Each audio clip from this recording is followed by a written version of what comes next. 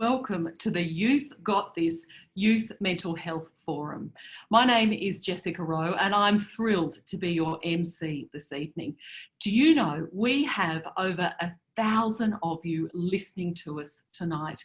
We are so excited that so many of you have taken the time to talk about an issue that is so very important to each and every one of us. Because there are so many of you logging on, I'm not an IT expert, but what I understand is that it's going to take just a little bit of time to make sure that each and every one of you have logged on and that you are in fact listening now to the Youth Got This Mental Health Forum. So that is still underway. We are still getting more and more people registering and listening. So if you can bear with us, we will be getting underway very, very soon. While we do that, in fact, I've been given the thumbs up by the IT gurus. Let's begin. Before we do begin though, I would like to acknowledge the traditional owners of Australia and recognise their continuing connection to land, water and culture. I'm currently on the land of the Gadigal people of the Eora Nation and pay my respects to their elders past, present and emerging. I further acknowledge the traditional owners of the country on which you are on and pay respects to their elders past, present and future. It is wonderful, as I said, to have so many of you joining us to talk about youth mental health. I wish I could see each and every one of you. I do miss actually seeing all of your amazing faces. So perhaps what I could do is give you a virtual wave or a big, huge virtual hug. We are all hugging one another tonight close because we are talking about the things that really matter. And they are some pretty tough and confronting things. Back though, however, to the IT matters. Now, as I said, it's not my strong point, but I need to let you know that you are in fact in what is called listen only mode. It means we cannot see or hear you. However, you will notice that you've got a Q&A button that's there on your screen, on your dashboard. And so of course, please pop a question in there if you would like to during our live Q&A chat. Now, of course, we would love to answer each and every one of your questions. We're going to do our best, but it could be a challenge. So please though, bear with us. Because of course, as we know, it would take a lifetime to cover all of these issues that are so very important to our young people. As well, if this webinar causes distress, because we are talking about some very serious issues, please know that there are contact numbers. There is support and help available. We are going to be putting them up on our webinar now. Also, we have some wonderful people who are moderating the questions and they are there to help as well. We do not want anyone who is listening this evening to be feeling alone or unsupported. So please reach out and ask for help if you need it. Also, we're going to be recording the session today so you can share it with your friends and family later on. We're going to email you the link and it will be on the Matilda Centre website and YouTube channel after we finish. Okay, a little bit about me for those of you who don't know me. My name, as I said, is Jessica Rowe. I'm a journalist. I've worked at all of the TV networks. I've done a bit of everything. I'm a journalist. I am a proud crap housewife. I'm a shocking cook, but I wear that crap badge with honour. I'm also, though, very passionate about mental health. But the title that I am most proud of is that I'm a mum to two beautiful girls who are aged 11 and 13. So, like many of you, I need all the help I can get from the experts who are going to be sharing their wisdom and their experience and their advice with us tonight. So, without any further ado, let me introduce our 9 fine panellists. We have, first of all, Martin, Isidro and Kate Black from the Youth Advisory Board. In 2019, the Matilda Centre and Premise put a call out for expressions of interest from young people interested in joining the first ever Youth Advisory Board. They had hundreds of people applying, and Martin and Kate are two of the 9 board members. Martin and Kate, thank you for joining us. Also, we have Professor Maree Teesson, who is the Director of the Matilda Centre at the University of Sydney, Chief Investigator for PREMIS, NHMRC Centre of Research Excellence in Prevention and Early Intervention in Mental Illness and Substance Use, and the National Mental Health Commissioner. As well, a big welcome to Anne Johnstone, Headmistress of the Ravenswood School for Girls. I think Anne looks like she's 15. She doesn't look like she could possibly be a principal, but she is. She's the chair and a founding board member of the Positive Education in Schools Association and board member of the International Positive Education Network. Also on the panel, the fine Kristen Douglas. Kristen is the National Manager of the Headspace Schools, the National Youth Mental Health Foundation in Australia. As well, we have Dr. Sloane Madden, a renowned child and adolescent psychiatrist who is the Eating Disorder Service Coordinator for the Sydney Children's Hospital Network, Medical Director of the Eating Disorder Program at Northside Clinic, St Leonards, past President and Lifetime Achievement Awardee of the Australian and New Zealand Academy of Eating Disorders. Dr. Ali Nicolopoulos, Behaviour Consultant and Psychologist at Tiny Terrors, who completed her PhD at the University of New South Wales through the wonderful Black Dog Institute. As well, Professor Helen Christensen, Director and Chief Scientist at the Black Dog Institute and Chief Investigator for NHMRC Centre for Research Excellence in Suicide Prevention. And last but not least, the marvellous Professor Gordon Parker, AO. Gordon is an Australian psychiatrist, a scientia, I don't know if that's the right Latin pronunciation, Gordon, so apologies, Professor of Psychiatry at the University of New South Wales and the founder of the Black Dog Institute. Panellists, give everyone a wave who is listening at home. A huge thank you to each and every one of you. As you've heard, these are remarkable people who have extraordinary wisdom, advice and expertise. Can I thank each and every one of you panellists for joining us tonight. You are very busy, you have demands on your time, but your passion for youth mental health means that you are with us tonight. So thank you so very much. Before though we hear from our panellists, I'd like to introduce Emily Cook. Now, Emily is an extraordinary woman. She has seen firsthand the challenges that mental illness can have on young people in the community. She is the driving force behind this forum tonight, and she is passionate about giving parents and young people a voice in what is such an important topic. Emily, welcome. We'd love to hear from you first. And Emily, if you could unmute yourself, that would be wonderful. That tricky mute button. Yes. Good evening, everyone, and welcome to our incredible panel, to our parents, and particularly to our young people. Tonight is for you. I would like to give an enormous thank you to Jessica for supporting and facilitating the event. We really appreciate it. I thought tonight I would give you a little bit of an idea about how Youth Got This came to be. I believe, through my experience as a parent, that our young people need our support now more than they ever have before. The world has fundamentally changed and the responses and support of the past are no longer enough. I love my children fiercely, as does every parent, and I could see a real need in our community for some support and some open conversations. I strongly believe in human connection and in bringing people together, and I had a unique opportunity to do just that. It was 2 months ago today that I boldly wrote to Maree, and I asked her if we could connect and consider a forum for the sharing of knowledge and wisdom in the space of youth mental health.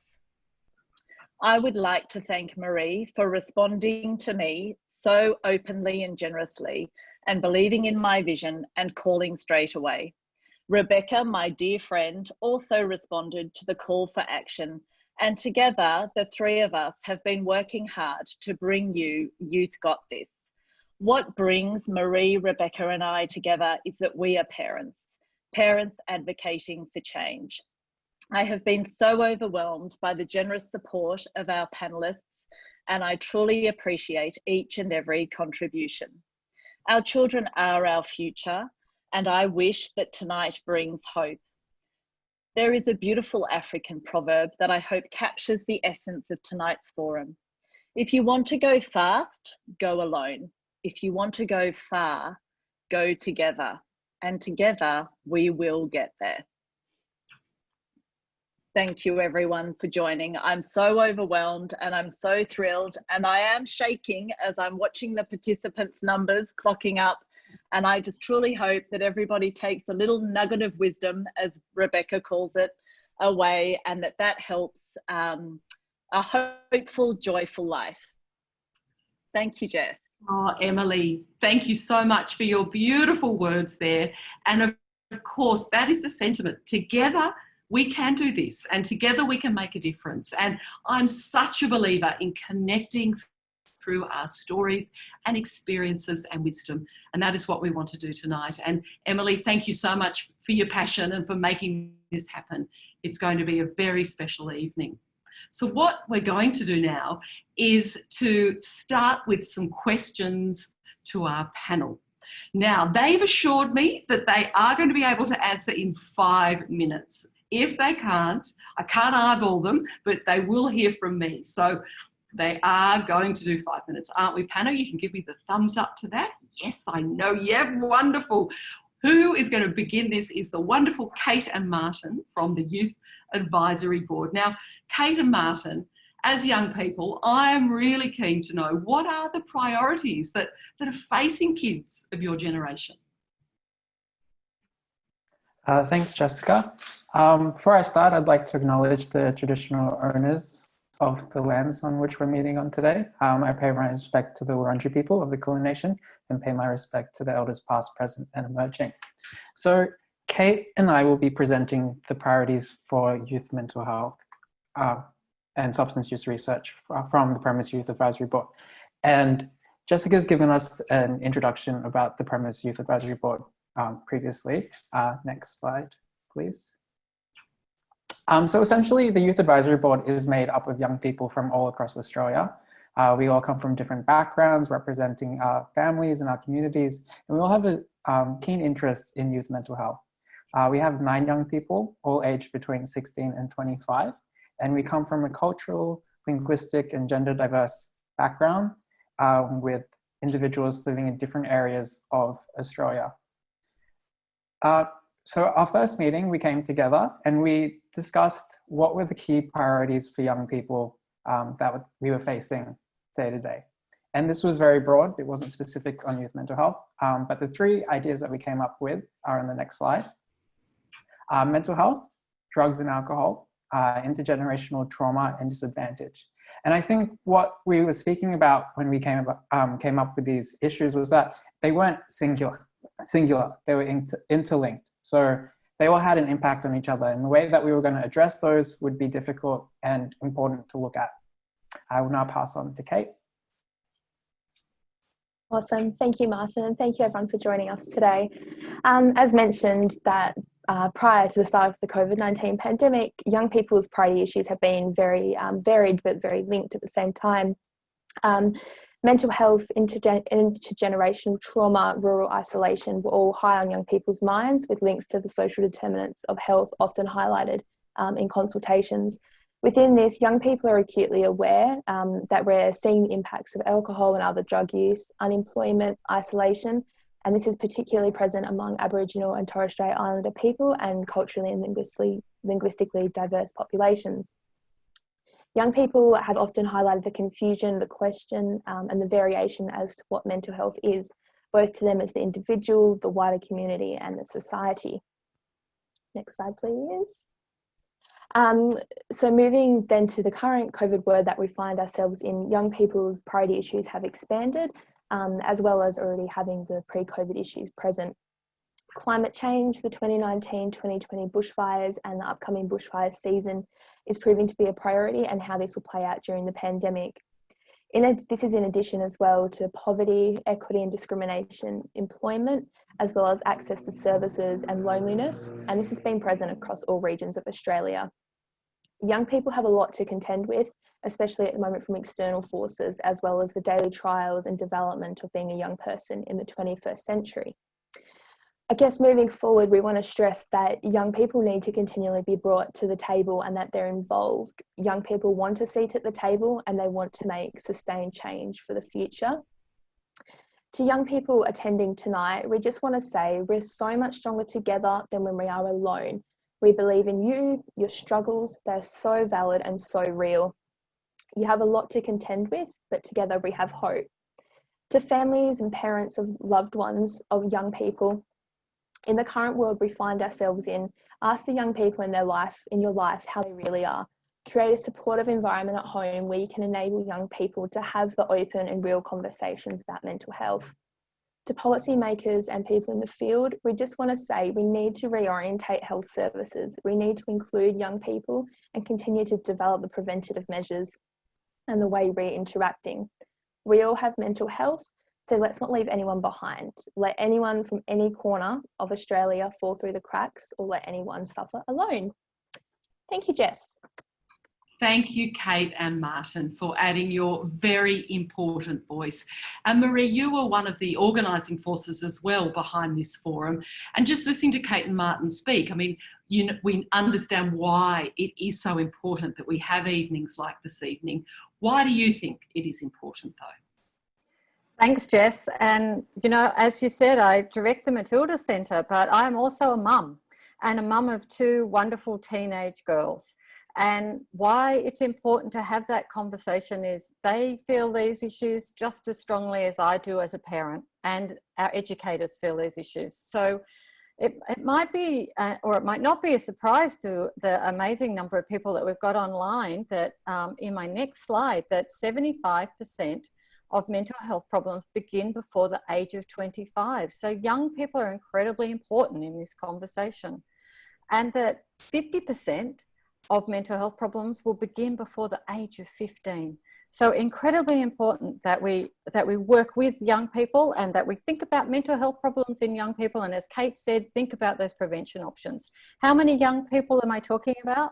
Well, in boys, we're talking about 1 in 5 boys experiencing over the last 12 months a mental health, anxiety, depression, or a problem with drugs and alcohol. And for young females, it's 1 in 4. So there really are a lot of problems in the community. That's about 670,000 young people. I think we've touched on the tragedy of suicide, that over 65,000 Australians will make a suicide attempt every year, and over 3,000 Australians will die by suicide. And suicide is the leading cause of death for Australians between 15 and 14 years of age. And we think about motor vehicle accidents, but young Australians are more likely to take their own life than die in motor vehicle accidents. And that's a story that is now, but it's a story that doesn't have to be. And as Kate said, together we can change that story. Unfortunately, also, psychological distress isn't staying stable. It's increasing in young Australians. And we really have to work together to try and change that story. Increasing psychological distress, increasing responses, and of course on top of that, in 2019 and 2020, Australians experienced both bushfires and then a couple of months later, a global pandemic. And that pandemic has hit young people extremely hard. Young people feel stuck, they feel that their psychological health is spiking and that their employment rates are skyrocketing. So again, we have these challenges, and because of that, almost 3 times as many Australians report feelings of hopelessness, depression, worthlessness now compared to 2 or 3 years ago. So we've got considerable problems and trends going in the wrong direction. We really need to work together to understand the reasons why this is happening. And I truly believe, and that's why I responded so fast to Emily and Rebecca, that doing that will not be just one voice. It must be all of us bringing those voices together. because the reasons will be multiple. They will include concerns about the future, COVID, climate, social media and connection, and that we don't connect in the same way. Lack of sleep, the same trends of the number of kids who get 7 hours a night of sleep as an adolescent is going down, and increasing uncertainty. But clearly it's not going to be just one of these issues, it's many of them. And the most important thing is that we start the conversation so that we turn it around. So thank you so much. It's so important that we have this conversation. And thank you for being a part of this very important conversation, Maree. Now, and Maree talks there about the importance of changing the story. We need to change the story. How can educators best assist young people in changing their story? Wonderful. Thank you, Jessica. Well, I think that is a really important question. And as has been highlighted today, of course, we know young people need our support now more than ever. But I really believe the good news is that educators and schools are really well placed to help and to speak positively into the lives of young people. And one of the ways we can help young people to change or reframe their thinking is through positive education, which is really positive psychology in a school setting. And I think what's important about positive education is it does offer a scientifically validated framework for wellbeing, and it provides evidence-based approaches that can be taught to young people proactively. It can be, especially in the areas of early intervention for all young people, and to really give them the skills. And what's significant is that we can teach these, they can be developed, and importantly, they can be measured.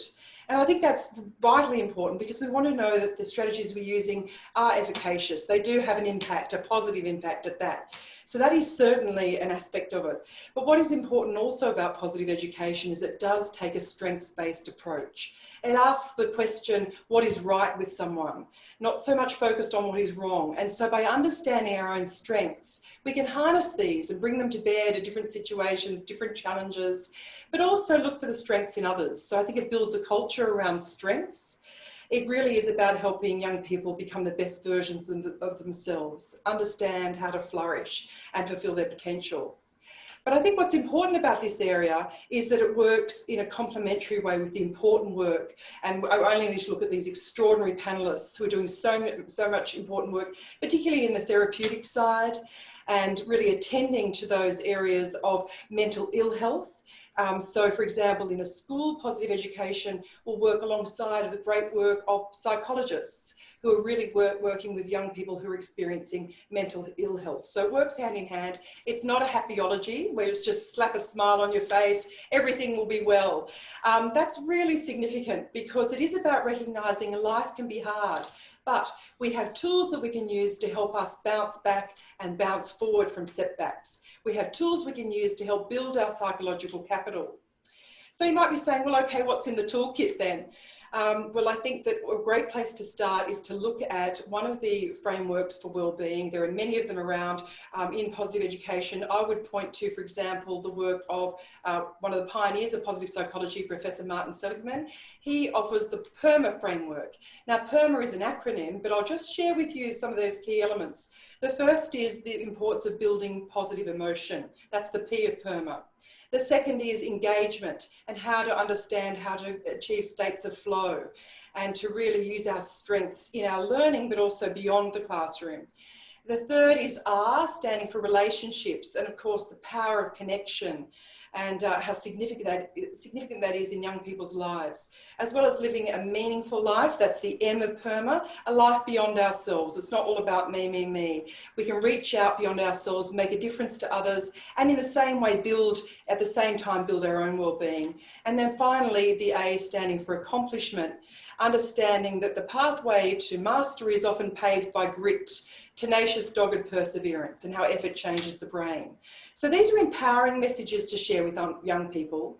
And schools like Ravenswood have added an H to that, and that's health. And those pillars of sleep, the pillar of good health in terms of nutrition, as well as exercise.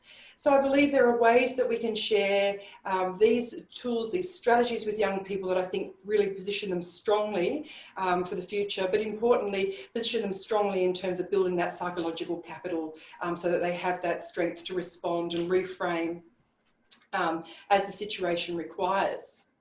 Now, if time permits, I thought I'd unpack one of these letters of the acronym. Do we have time, Jessica? We have 1 minute, Anne. Okay, brilliant. All right, why don't I start then with positive emotion? And what I'd say about this is you might, for example, think, oh, that's just teaching young people to be happy. Well, actually, we're looking for more than just that. It's inspiration. So we might challenge young people to disrupt their social media feed, to follow people who are hugely inspirational, the overcomers, the champions of our world who've actually bounced back from setbacks, what difference that might make in terms of what they're experiencing on a day-to-day basis with social media, instead of being immersed in social comparison or the world of celebrity and the unbridled materialism that sometimes comes with all of that. So inauthentic representations of life versus more authentic representations of life. We might talk to them about growth mindset, Carol Dweck's work. You haven't mastered algebra yet, but with perseverance, with help, with support, you will get there. So those kind of key messages are important. Or we might talk to them about mindfulness, savouring a sunset, noticing the beauty of nature, or holding things lightly in that non-judgmental way, controlling your breathing. So there are a multiplicity of approaches, Jessica, and certainly I think what's exciting is that we can work together in schools to really create a culture around well-being and highlight its importance and highlight the power of connection too. And I love it. I love your passion. I love the notion of mindfulness. I know I found that very useful in my own life, but I've got to say, I still don't understand that. I'm still not there yet. But our Year 10s were doing mindfulness before their exams and they did it themselves. That's when you start to think, okay, if the students themselves feel it's beneficial, that's a good sign. Oh, it's a wonderful sign. Now, Kristen, I'm going to move on to you now, because at Headspace, you are doing some very important work within schools. Tell us a bit more about Headspace and what you are doing. Thanks, Jess. And can I say from the outset, good on you, Em, for organising this, but also to Martin and Kate, thanks for being a part. I mean, the youth voice is so important. So is the educator's voice. And I wanted Jess to call me too young to be a principal, but she's called it out on you. So Headspace has, look, we've got centres all over the country. We've got services all over the country. But some of the most powerful work that we do is with the 10,000 schools across Australia, which is primary schools and secondary schools, working with incredible people like Anne, and some of the other key partners on the panel. And the reason we do that is because educators, along with doctors, are really important people in families' lives. But can I just say from the outset, probably the most powerful message that I want to impart on people, Jess, is that, and I've been talking to thousands of mums and dads in the last couple of months, is that you are the expert of your child. And I think the most powerful thing I can say is listen to your gut. If you feel like your little person or your big person's a bit wobbly, you feel like your partner's a bit wobbly, or your mum or your dad or whoever, yourself, I think listen to your gut. And it's not a sophisticated clinical sort of thing. You're the best person to listen to your child and to know when they're a little bit off base and they're a little bit off balance. And that's the thing. And educators do a great job. So Headspace, working with schools, we're working with families, working with young people. You can Google Headspace. There's an app in America that is a mindfulness Headspace. We're not that, we're separate. We're the Youth Mental Health Foundation of Australia. But we work with lots of key partners like Black Dog and New South Wales Health and, you know, a whole range of other partners. So it's really important, but the school work's paramount. The other thing I wanted to just say, and this comes back to the parents as well, you've all been on an airplane flight, you've all heard the safety briefing. I think it's really important to impress on you, you know, there's that point in the safety briefing where they say, in the event of an accident or something's going to go wrong, an oxygen mask's going to drop from the roof, put it on yourself before you attend to anyone else. Well, this is the same when it comes to mental health and well-being. You've really got to make sure that you're good, you're safe, you're anchored to be the best person you're going to be for your kids. So I think sometimes in Australia, we think it's a bit of a privilege to make sure that we're intact and, you know, we're doing our exercise and our sleep. We privilege everyone else before us. And I think sometimes we've got to make sure that we're in a good space to look after our kids. The other thing I really want to impress that I've heard lots from parents, it's the ordinary day-to-day stuff. It's the sleep, it's the routine, it's the function, it's getting to school. We know that people are fatigued at the moment across the country, but particularly in certain states. We know bushfire's been really impactful. We know that, you know, because of fatigue, we've got lower tolerance. People are just you know, a bit crankier than normal. We're a bit low threshold. We've got less protective factors. We're, you know, more disconnected. So all those sorts of things. And my most sophisticated stat that I can give you tonight, Jess, is that all of you, whether you're young or old, will feel a bit shit and wobbly and crappy during your lifetime. So that's 100% of people in Australia will feel that. So I think what we've got to do is make sure that young people learn good emotional language. They learn how to talk about their emotions. They learn how to talk about their feeling. And it's not just talking, it's expression through music, through art, through storytelling, to share and process that experience. And COVID right now, we've all been in this similar sort of storm, but we're in quite different boats. We've got to process that experience. So as you go through age and stage of life, when you're little, and I've got little kids, you've got to give them language and skills. And literacy and numeracy is really important, but social and emotional skills are so powerful. You know, to be able to articulate when you're feeling crappy and wobbly is a really powerful thing. So as we build tools and this beautiful toolkit and reservoir of skills as we go through life, we draw on that. And when we're feeling stressed and distressed, we go back to those experiences and go, actually, I did this last time, it worked. I did this, this worked.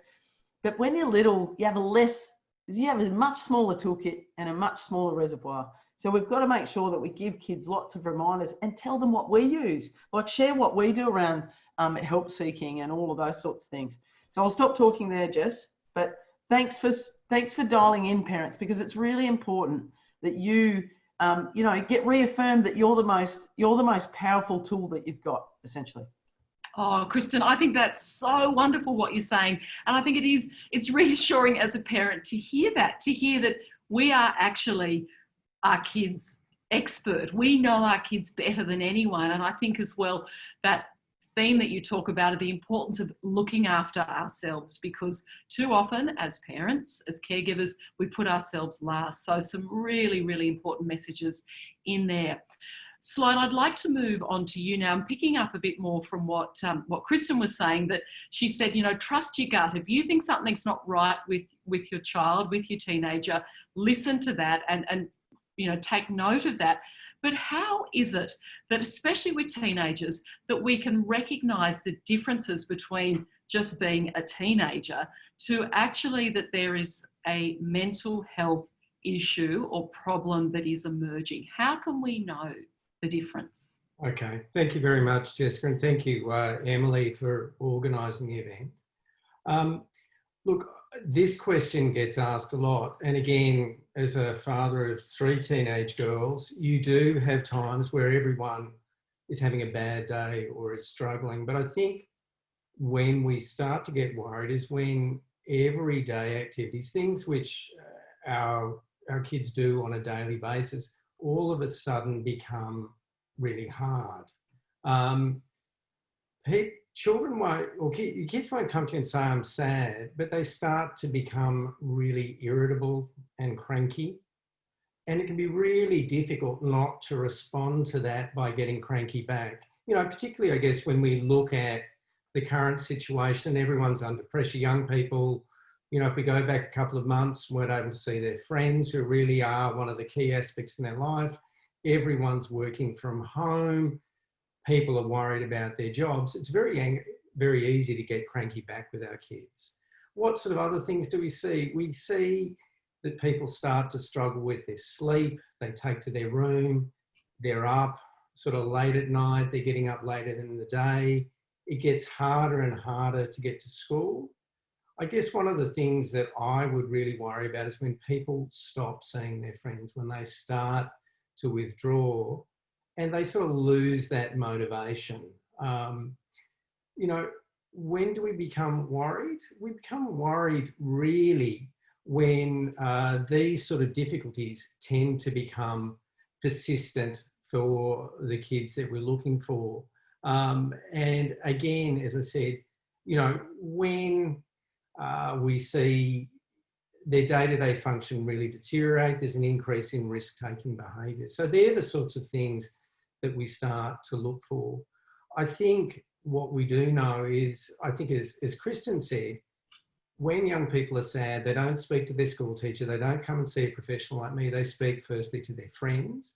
But, you know, the second group of people they speak to are their families. And I think if you are worried, as Kristen said, you can ask the question, you can ask the, you know, rather than responding to that anger and irritability and just seeing it as bad behaviour, you can ask the question that, you know, are young people okay? Are they doing all right? Kids are much more likely to tell you about their friends' difficulties. And, you know, I think all of us would experience that all of the time. We're sitting at the dinner table, I'm really worried about.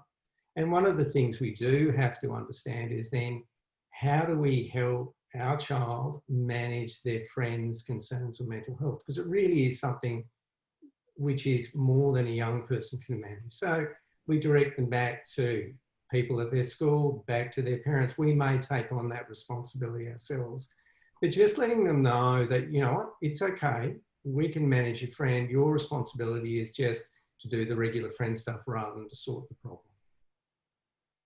Some really important advice there, but I tell you what's hard sometimes, not to be cranky and irritable back.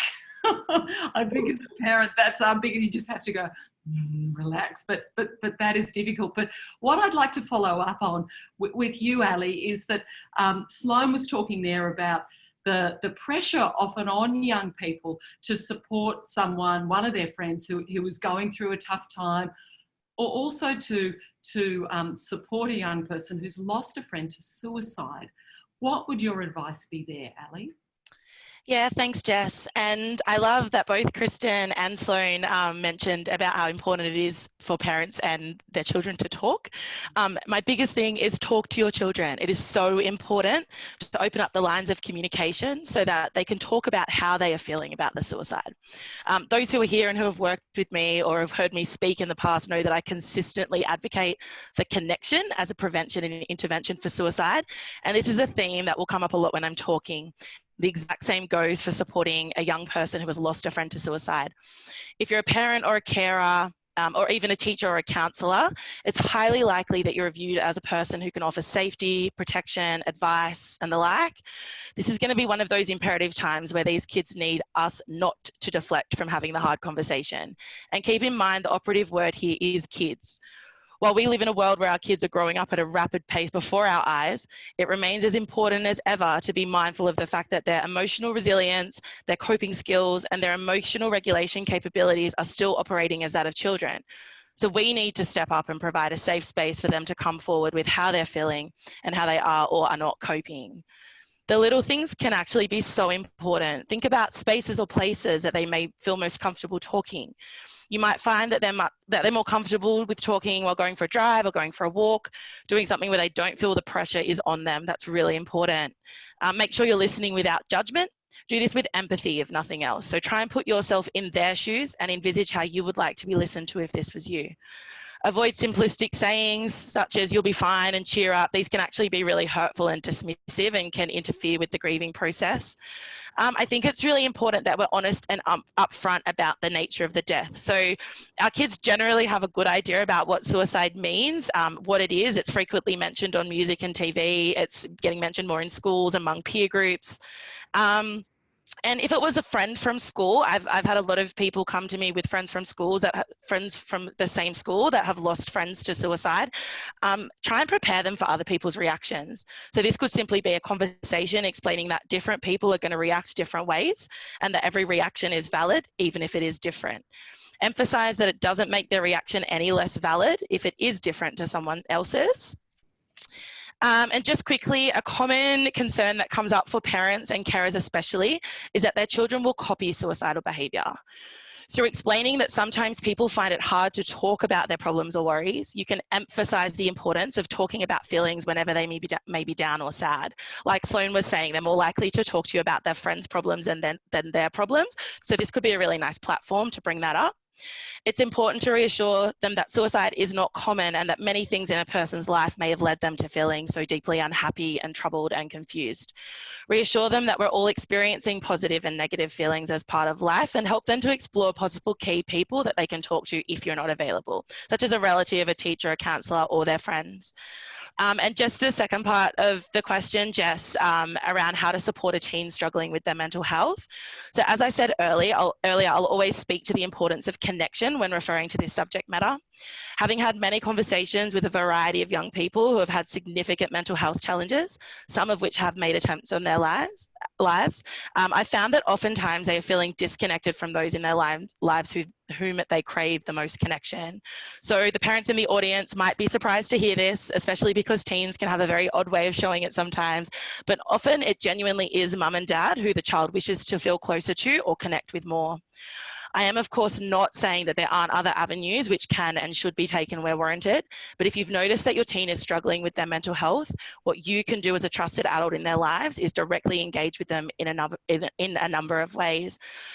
Firstly, don't shy away from the tough conversations. Like I said before, I recently worked for a number of years on a suicide prevention trial in schools, and when first surveyed around the stigma surrounding suicide, 87% of the 12 to 18-year-old teens who we surveyed said that they feel that talking about mental health issues will create a stigma.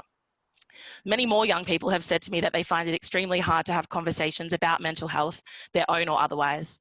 So they may rely on you to kick off that hard conversation. Have those conversations, let them vent, allow them to get their feelings out and express themselves. Otherwise, they're going to internalize their anger or sadness, regardless of the topic. And as I'm sure many of you have experienced, they're going to turn it against you. They may assume that you don't understand them and it's going to alienate you from them. And this is the last thing that we want to do if they're struggling with their mental health.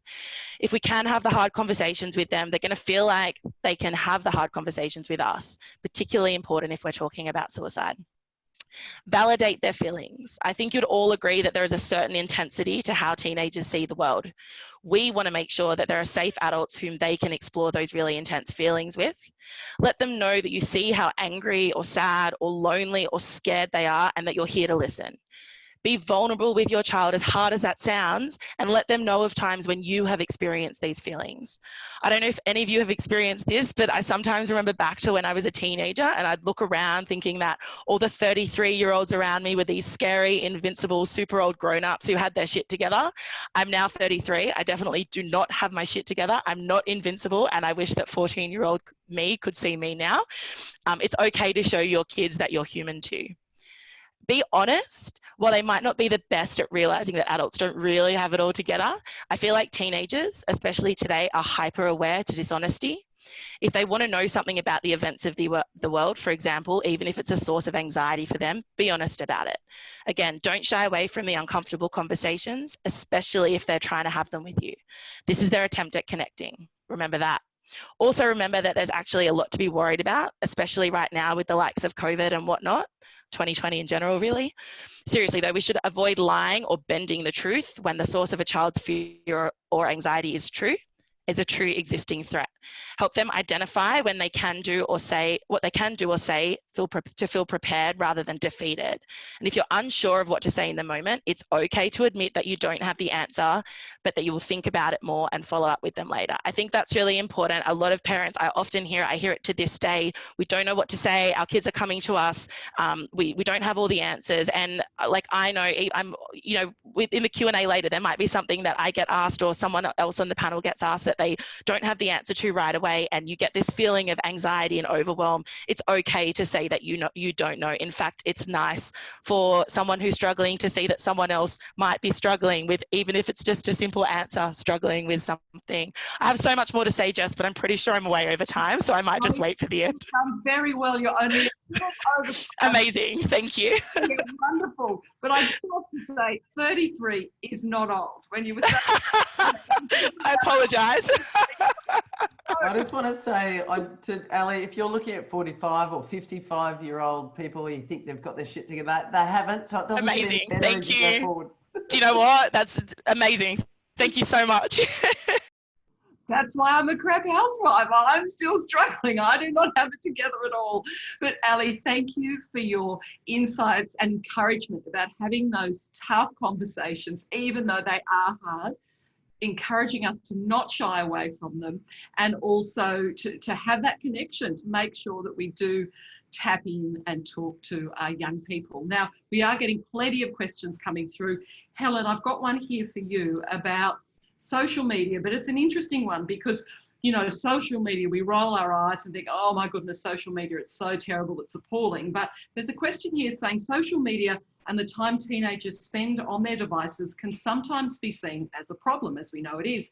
But is there a way technology can help young people experiencing anxiety, depression, and suicidal thoughts?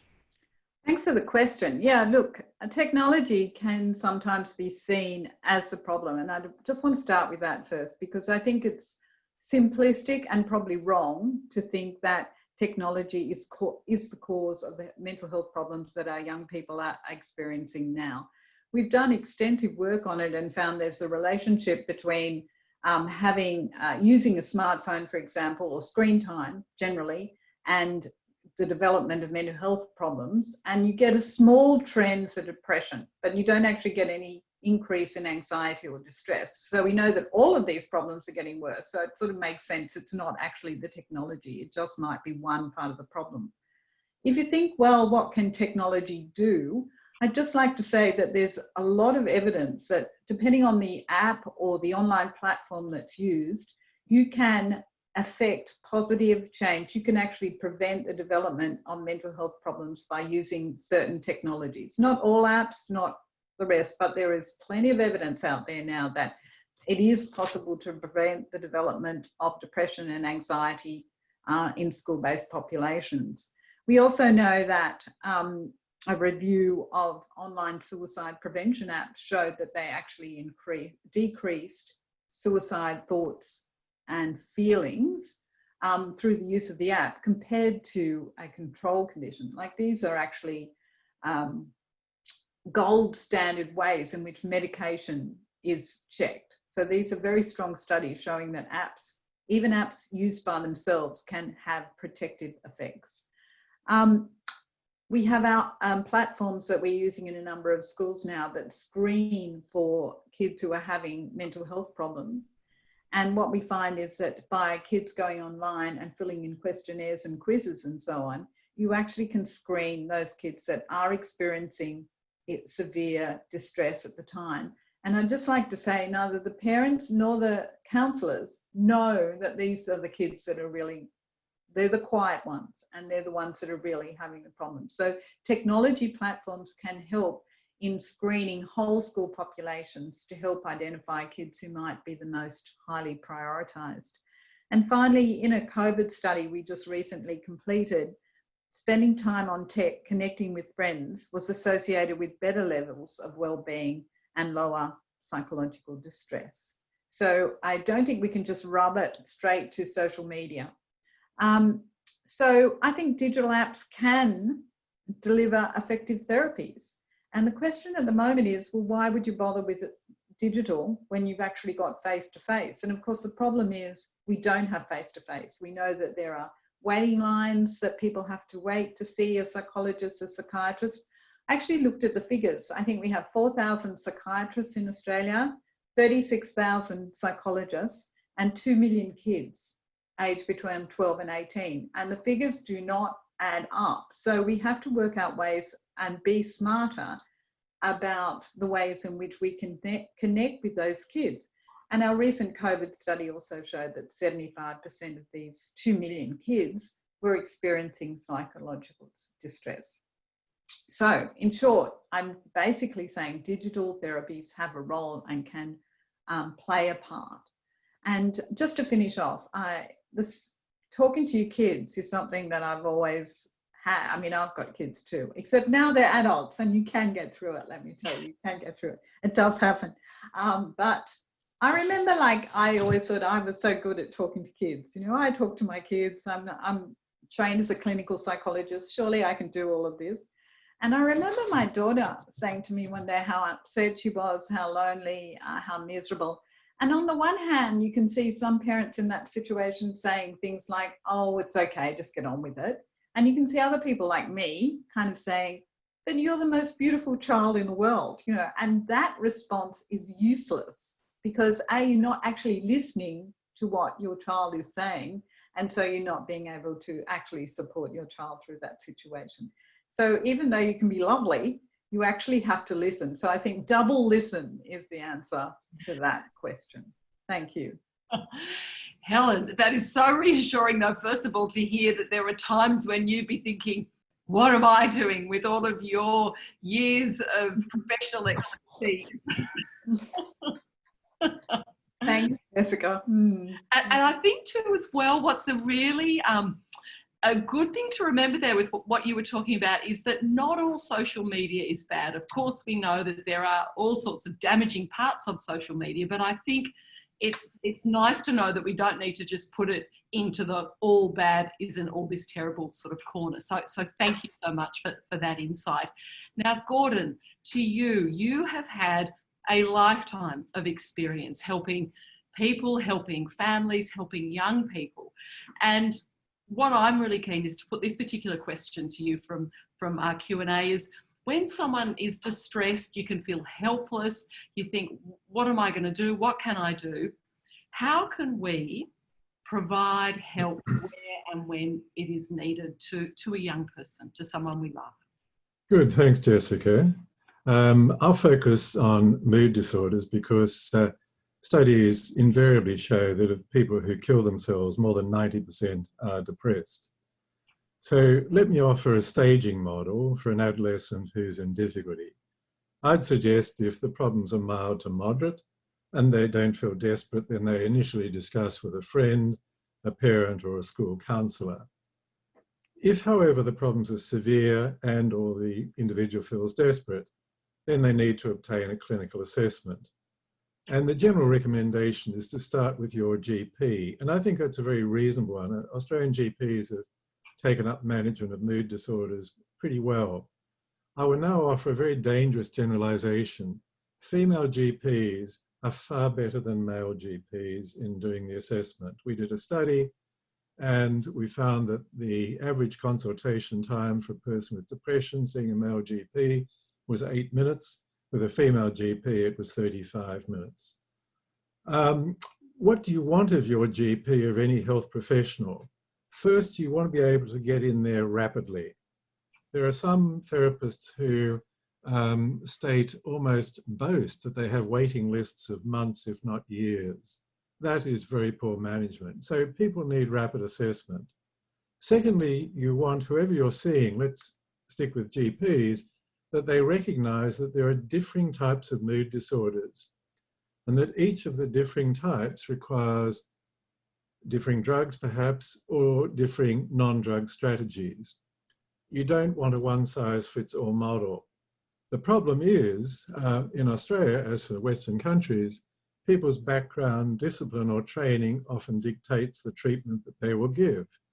So doctors tend to give drugs, psychologists tend to give CBT, counsellors give counselling, ladies in caftan give other sorts of more basic therapies. So you want a specific diagnosis, and that's also extremely important. And in the rest of medicine, people want to know what the condition is. They can then look it up and find out some facts about it. So people, I think, should receive a specific and precise diagnosis. Unfortunately, there are a lot of nebulous diagnoses around, like major depression, which to my mind is just like getting a diagnosis of major breathlessness. If you've got the latter and you see a GP, you'd want to know whether you've got pneumonia or asthma or corona. You don't want to know something that is diffuse and non-specific. So you also need to avoid the professional who gives everybody drugs or everybody CBT or everybody counselling. And that one-size-fits-all model, as I've mentioned, is regrettably extremely common. What I'd now like to do is just to focus on the two key biological mood disorders, meaning that they have a strong genetic contribution and they've got physiological underpinnings. And the two I will talk about are melancholic depression, which is biological depression, and bipolar II disorder, which have lifetime completed suicide rates of 10 to 20%. Tragically, but which respond extremely well to medication and where therapeutic optimism is realistic. We can help 90% of people with those disorders get their life back under control. Just to give an example of the prevalence, a couple of years ago, we undertook an anonymous study of some 2,000 year 11 and year 12 Upper North Shore private school students. 3% had a melancholic disorder and 1% had a bipolar disorder. Of those 69 students, 80% had made a plan to kill themselves in the preceding year. 65% had taken an overdose of drugs or self-harmed in the previous year, while 52 of those 69 had never had a psychiatric assessment or treatment. They'd gone under the radar. Highly alarming. If well trained, the GP will know how to treat such conditions with medication, or when to refer the great majority with the non-biological conditions to a clinical psychologist or a counsellor for those specific non-drug therapies. If the GP is not sophisticated in mental health, and this is not a criticism, then there are tools available. Years back, I developed the MAP, which is the mood assessment program, which on request from the health practitioner is completed by a depressed individual, and it generates a report detailing what type of mood disorder is present, having an accuracy of around about 80%, any other conditions such as anxiety disorders, and then generates treatment guidelines for the identified condition. In essence, it's rather like a pathology test. Health professionals can register as a MAP provider, and currently there are 5,500 such providers in Australia. The MAP report goes to the health provider within 3 days and is provided at no cost to the health worker or to the patient. And very commonly, the GP will give the MAP report to the patient so that they can get some understanding of what their condition is, what are the best options. So I would suggest that they would be the sort of trajectory recommendations that the adolescent who's struggling might consider. And the GP can then either choose to manage patients with such conditions themselves, with or without MAP assistance, or refer off to a psychiatrist with expertise in mood disorders. So that's a model a bit like having a heart problem. You might start with your GP. If it's more serious, you might go to a cardiologist. If it's even more serious, you go to a specialist heart centre. So they would be my offerings in response to the question. Thank you, Gordon, so much for that. There's a few things that I'd like to pick up on that are echoing some of the questions that we're getting through in the Q&A. And because, Gordon, you talked there about the rates of suicide. And of course, this is such a tough, difficult, heartbreaking subject, but one that we do need to talk about. So what I'd like to do, Kristen, is to go to you with this particular Q&A. That's why has suicide become so prevalent in our teens? And mentioning in particular a number of clusters that have happened in some suburbs of Sydney. Kristen. Thanks, Jess. And can I say, to Gordon's point, very early on he talked about what I will really sort of simply talk about is low, medium and high risk. So, and as a parent, you know this, you get sent home from the hospital with a little bub and you're like, oh, how am I going to know? And I want to align mental health with physical health, right? So we're not physical health experts, we're not mental health experts when you become a parent. And I think really simple sliding scale for mums and dads, and even for anyone, for your entire family. You're a little bit worried about someone, do something in the next couple of days about that, right? Whether it's physical health or mental health, they've got a cough, they've got a rash, they've got, you know, they feel a bit wobbly, they're disconnected, whatever. Do something in the next couple of days, you're a little bit worried. Medium worried, do something in the next couple of hours. Now that might be go to your GP, and like Gordon said, your GP is a great person. They can give you a mental health care plan. So they're not just there to give you, you know, your typical flu injection, all that sort of stuff. They actually have the capacity to give you what's called a mental health care plan. So totally funded by the Commonwealth Government. and you get funded sessions with a psychologist, social worker. They'll tell you who's in your suburb. They'll encourage you forward. So that's the thing. You're a little bit worried, couple of days. Medium worried, couple of hours. You're really worried. You need to do something in the next couple of minutes. Now that's not that's not a GP. That's not go to a Monday to Friday service, because it's probably 11 o'clock at night. So I really want to impress on people. If you're really, really worried, it's 000, because it's an emergency, just the same as not breathing or a physical emergency, or you go and visit your emergency department. So that's what you do. So you're really worried, next couple of minutes, basically. So the suicide thing, the first thing I'll say is around suicide language across Australia, and Helen and all the other experts know, and we are trying to change the language. So to try to destigmatise language around suicide, we don't say committed suicide anymore. It's no longer a crime to die by suicide. Like, it's a bit of a weird thing anyway, that it was a crime in the past. So we don't say committed suicide anymore. We say died by suicide or took his or her own life. So that's the first thing around language. The second thing is suicide is a really complex thing. It's not one thing that's a causal factor. It's a multiple sort of variety of things. And I think suicide in young people is really, really full on. Like, to think that a young person wants to take their life. If you go back to some of my original comments, that we're building this toolkit, this reservoir. So when you get really distressed, when you're at your most profoundly in psychological pain, I can't go on anymore. I actually have total helplessness, total hopelessness. I actually can't see a way out of this black hole that I'm in. That's when young people may potentially turn to this thing that we call suicide. And I think we've got to be really careful that people are drawing on a much narrower, skinny version of emotional tools than we do. The other thing I want to say about suicide is that with young people, they're really impulsive. So when they're feeling in distress, or they're psychologically aching and feeling a bit crapola, they will drink, they will take drugs, they will try and go and do risky things, because they're wanting to alleviate themselves from pain. Now, we do the same as when we're adults. We try to, we'll have a crapola day.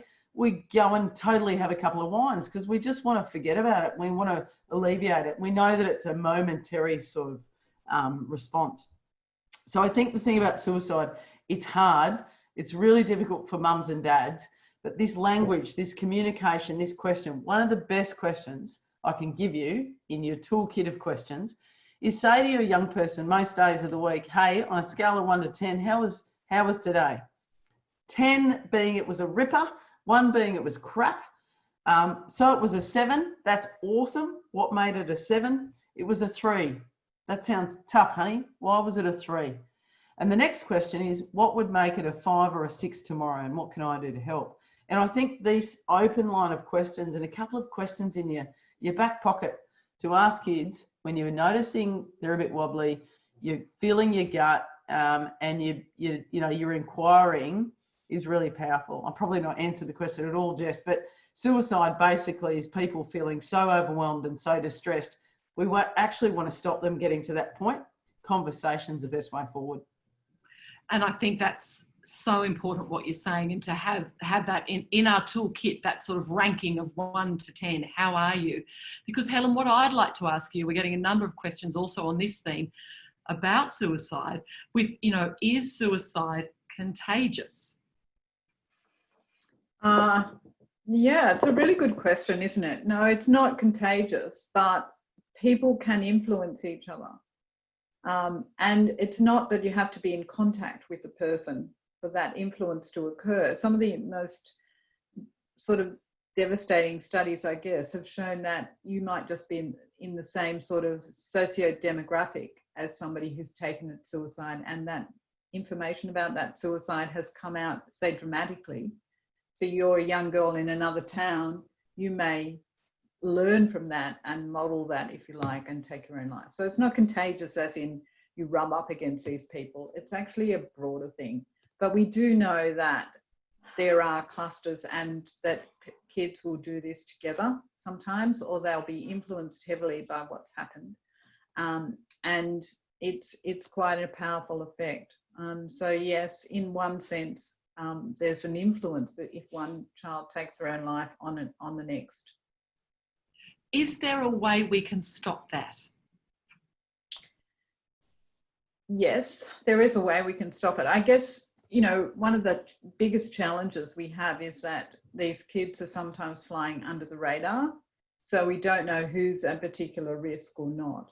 But once we have somebody who has taken their own life, then there are plenty of things that we can do to try and escalate the situation and bring in help to the school.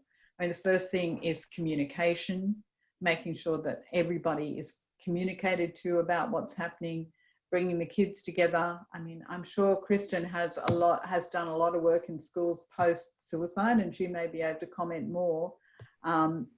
Trying to keep, I was saying social media is not bad, but in some circumstances, trying to keep kids from talking to other kids and re-engaging with their parents and people in a face-to-face situation is something that can be done as well. I mean, I could go on and on about it because I think there's ways in which, with dynamic real data, we can actually find out very quickly where a suicide has happened and implement some things very quickly. But at the moment, it's very hard to get that information, and so drawing in the resources. I think schools are really fantastic in this space as well, but we do have to be very careful to make sure that we know who's at risk, who the friends are, when it happened, and bring the communication to the whole of the community. Kate, do you think there's too much pressure on young people to succeed, to do well in life? Do you think there's too much? I think that definitely there is a lot of pressure on young people. Yeah, I guess it's a hard one. It's all relative, I guess. I think there is a lot of external pressures. Yeah, Martin could probably speak to this maybe a little bit more, perhaps. Martin, what about those pressures? Do you think there's too much on your shoulders?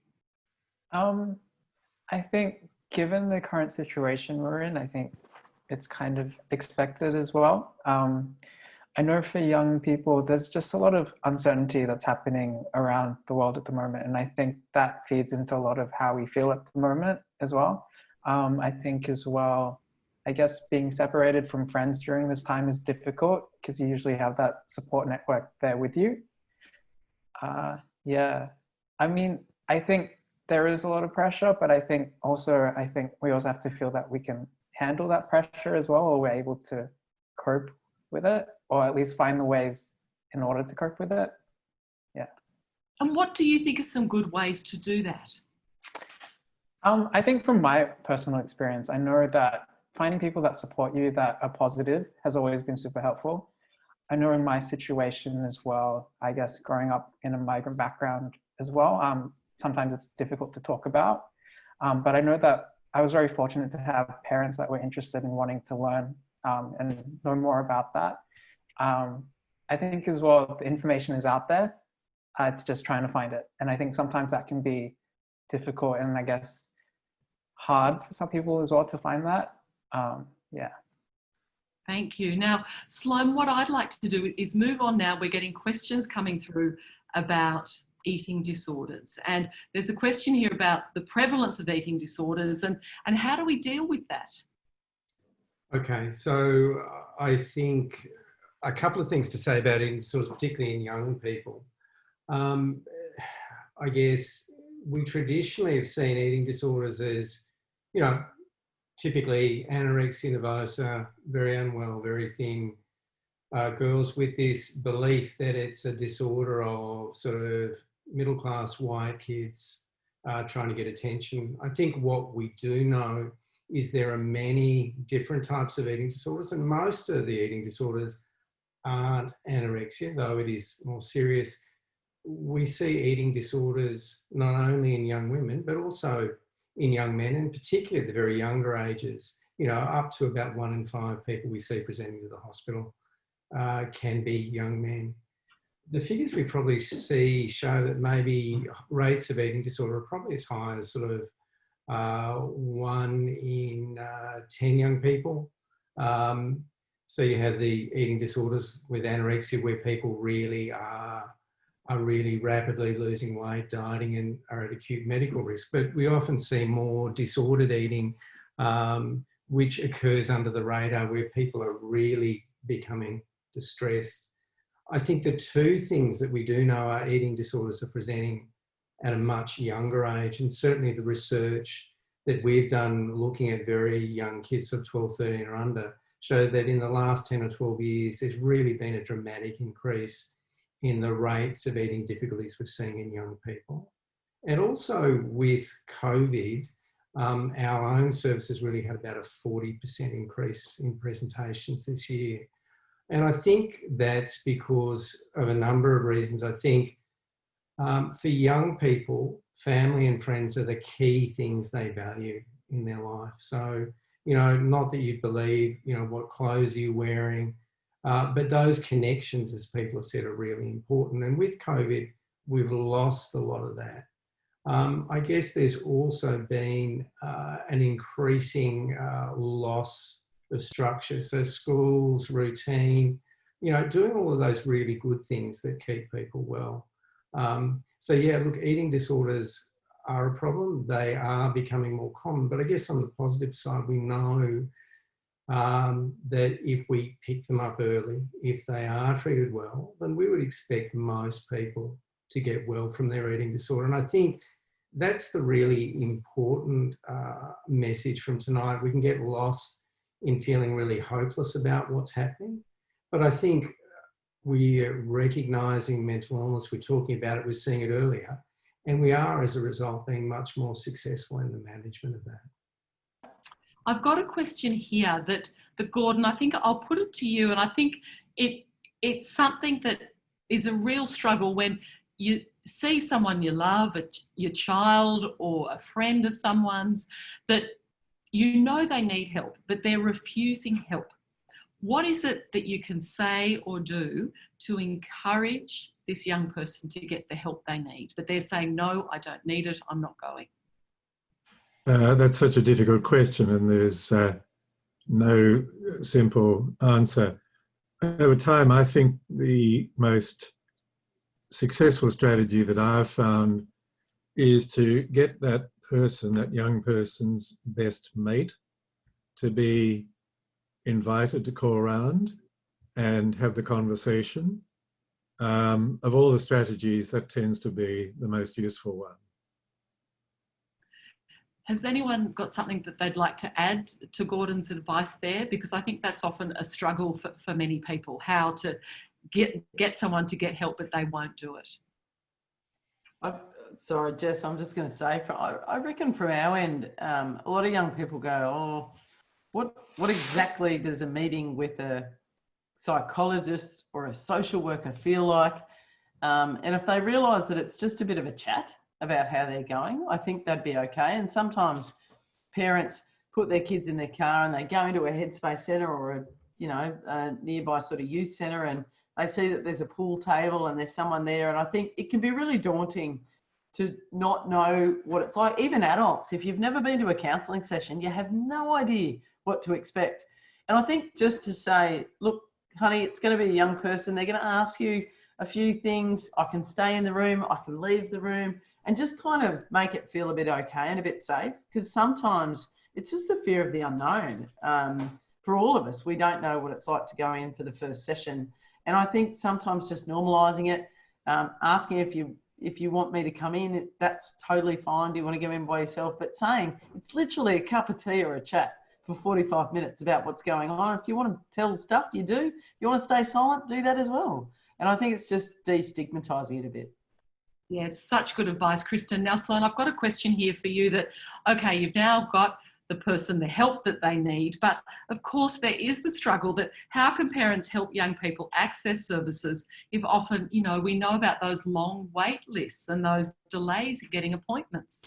Yeah, look, I think that probably is one of the most difficult things that we see, is that you've got a young person ready, they want help, they've gone to their GP, and all of a sudden they're faced with waiting lists for months and months. I think as Helen said, you know, while face-to-face care is really critical, particularly in serious mental illness, there are now other options.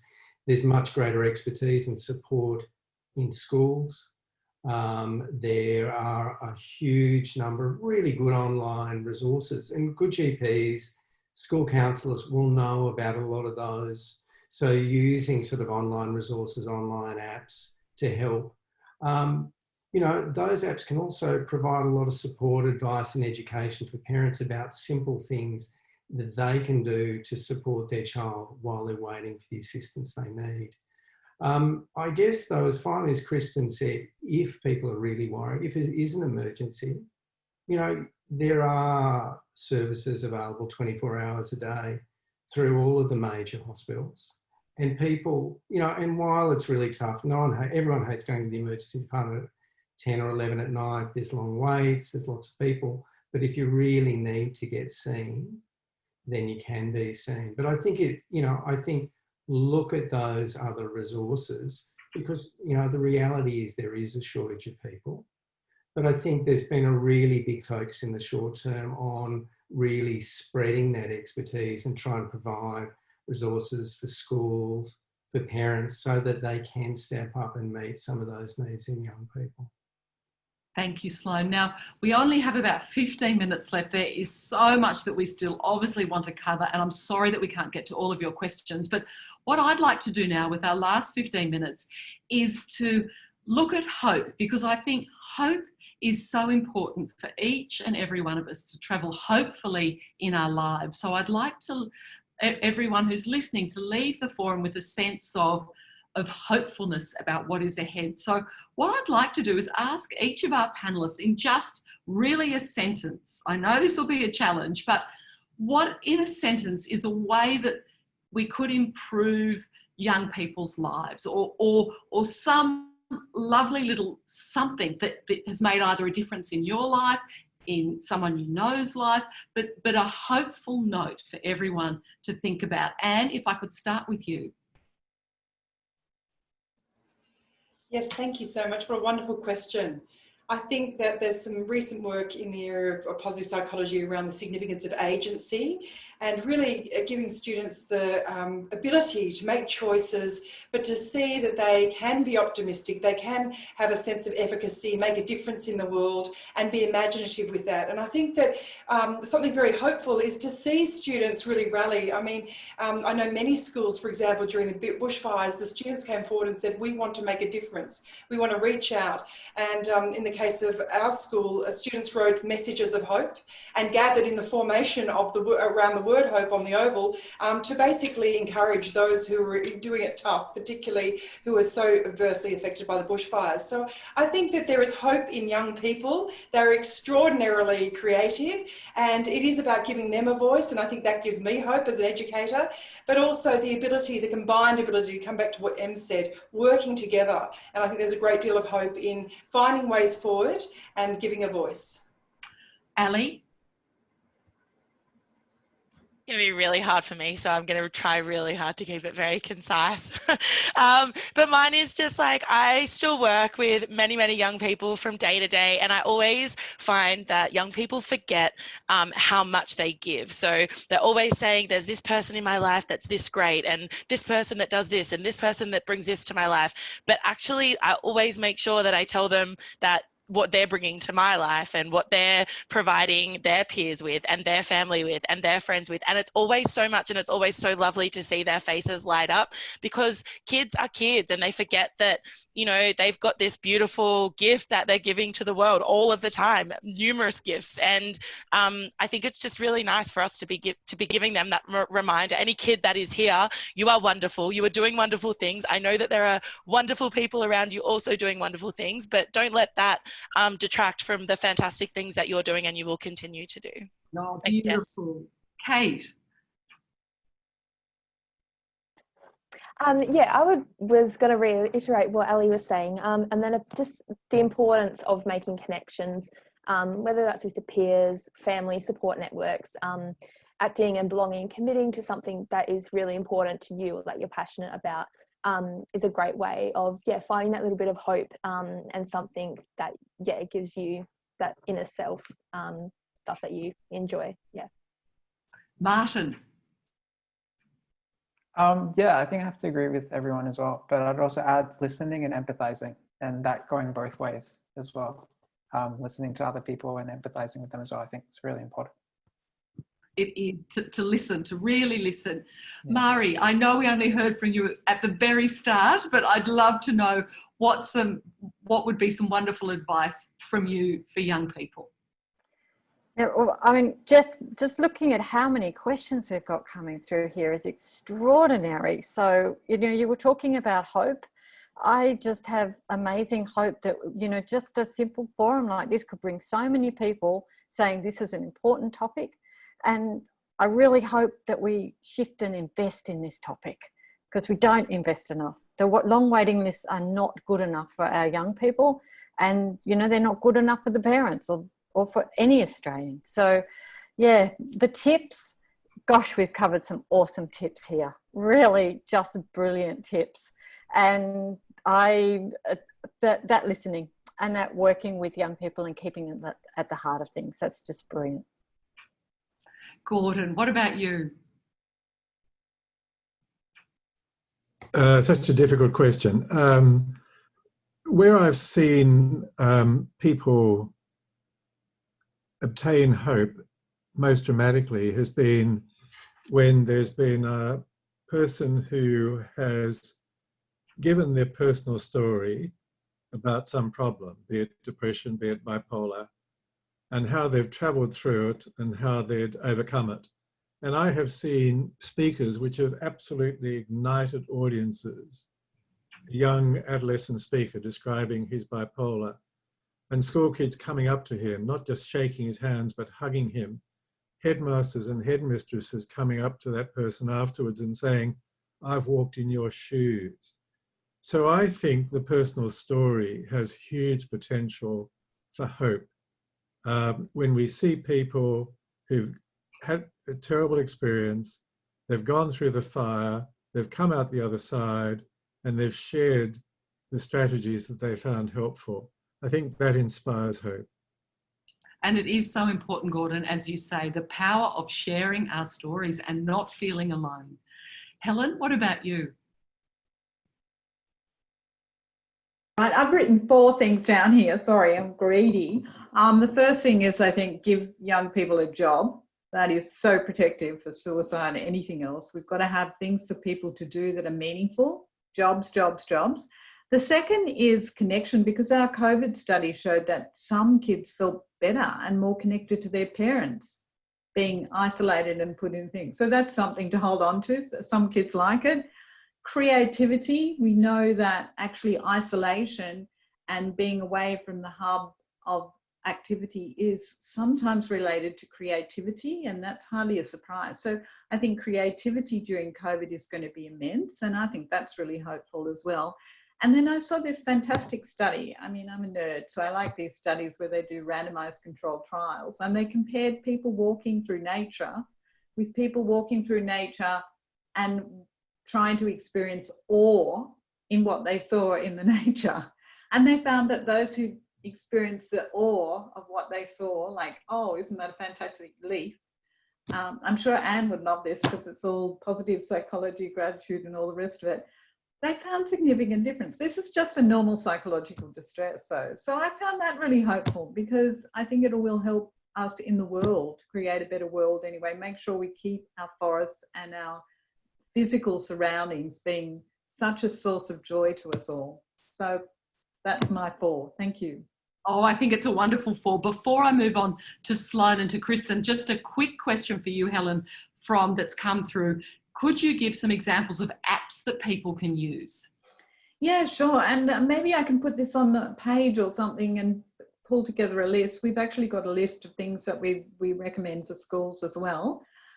Just off the top of my head, there's an online program called Bite Back, which is actually a positive psychology project.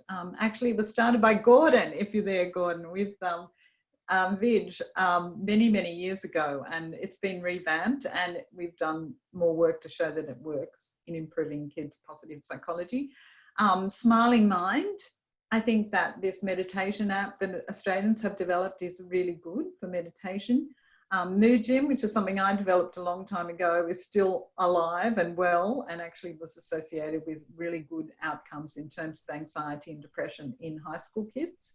So I'll put together a list, because there are many, but there are also a load of rubbish out there. So we actually, you know, it's a really good point about actually providing the ones where there is evidence to support them. Thanks, Jessica. Thank you. So that's great to know that, Helen, you'll provide a list, and then we can talk with the Matilda Centre and they can have that information available for people who are keen to find out more. Now, Sloane, moving on to you though, about a sense of what would be a sentence or two that you could give to people in this notion of giving them hope for the future? Yeah, look, I think there's two key messages that a lot of people have shared tonight. The first one is listening. So if your kids are having a really hard time, don't say it'll be okay. Don't say they're wonderful. Just acknowledge that it is really tough at the moment, and really, you know, sort of acknowledge that things are hard. What we do know and what young people value most is their relationships, both with family and friends. So spend time together. You know, it's so easy not to. Sit down, have dinner without your phones, without the TV on, and actually talk. There's great research which shows that just the simple act of sitting down and eating together 4, 5, 6 times a week is really protective for eating disorders. It's protective for mental health in general. And it's actually what kids want, even if you feel that they'd rather be with their friends or in their room. So just spend time together. That is very good advice. However, I am a crap housewife. I'm not a great cook, so I don't know how often my kids really want to sit around the table with me. But I do think, though, what you do say is it's simple, good advice. So, Sloane, thank you. Kristen, we'll finish with you in terms of how you would like to leave people feeling who are listening tonight. Thanks, Jess. I've got one for parents, and I think it's really easy to sit here and you go, oh God, everything's overwhelming and mental health's terrible and blah, blah, blah. I think, remember, when your mum and dad, like let's pretend that we're all in our 20s, 30s, 40s, 50s, whatever, our parents didn't have the same emotional language. So we've actually come a long way. So I just look at the questions in the chat box, Jess, and they're ripping questions. Like they're really good questions, which tells me that the social and emotional language of mums and dads and parents and carers has come a long way, and we'll continue to do that. So that's the really powerful thing. I think remember that we're developing language. We're actually learning on the go. Mental health's a relatively new thing, so that's good. The second message is for young people. It's okay to feel a bit shit and wobbly. And I'm allowed to swear because it's totally okay. So I think it's okay, like lean into it a little bit. And I think we've got to be okay with this as adults too. It's when you see a little person, they're in distress, we just want to end it. We just want to make it okay. We want them to smile again. I think we've actually got to teach kids that life's hard. You're going to have ups and downs. You're going to feel crap and wobbly. When you're crap and wobbly, here are some skills that we're going to do, the things to get through. When you're feeling good, let's appreciate and have gratitude. And I think the thing is, lean into it, be okay, because you're actually all going to have crappy sort of wobbly moments. So I think we just got to learn how to ride them through and ride them, you know, in a way that we know that we're going to bounce back, sort of thing about resilience, and that's important. I'm reading a great book at the moment. It's called Phosphorescence, and somebody was talking about finding. So for mums and dads, if you want to read a book, Julie Baird's a New South Wales person, and she's great. She talks about finding light in dark spaces, which is great. And the second thing I'd say is I downloaded, and we're great partners with Smiling Minds, and I love that Helen talked about Smiling Minds. It's an Australian app, but there's a great an American, I think, app called Calm, and I downloaded it, and I've got little kids, and they tell sleep stories, so how to get to sleep when you've got a bit of head noise and stuff going on. And so the app that I really want to promote is Calm, because it's a sensational app, and Smiling Minds as well. But thanks to Helen for promoting some of this stuff. It's great, easily downloadable. So thanks, Jess, and thanks everyone for tonight. Oh, Kristen, thank you. Now, I do, though, just want to go back very finally to our wonderful members of the Youth Advisory Board, Martin and Kate. Just in a word, what would be a word that you could say to possibly a young person who is listening about hang in there or keep going? Kate? Yeah, I would just reiterate that things do get better. Adolescence, early 20s, everything, it's hard, it's shitty. but it does get better, and really reach out to the people around in your support network. Everybody wants to help, they want to support you, and yeah, everyone does care, so really reach out to the networks. Wonderful words. Martin? Yeah, I think on top of that as well, your feelings are valid. You deserve to be listened to. But I think also that we're all in this together. Like as a young person, your friends are probably feeling similar things as well, and together we can overcome it and become stronger. And that, I think, is a beautiful note to conclude tonight. Yes, we are all in this together. We all together want to make a difference. Can I first of all thank our fine 9 panellists. You were just incredible. We thank you for your time, your expertise and your passion. We really, really appreciate it. As well, a huge thank you to everyone who is listening. I'm sorry that we couldn't get to all of your questions. We obviously still had so many more that we would love to answer. I know as well that there are probably some young people listening who are thinking, oh, it's all about parents. We would love to do something like this again. Not that the Matilda Centre have told me that I can say this, but wouldn't it be wonderful to do regular panels or another panel where we can focus on particular issues? Because of course we have only touched the very tip of the iceberg. So I hope that everyone who's listening could find something in there for them. As well, you will be able to access this particular webinar a little later. It is going to be on the Matilda Centre website and the YouTube channel, so you can share it with your family and friends. Thank you so much for listening tonight. I will end on a virtual hug. It has been a real joy for me and an honour to see your questions and to put them to our fine panellists. Have a wonderful evening. We'll see you soon. Take care. We are, as we said, in this together, and we'll see you soon. Bye.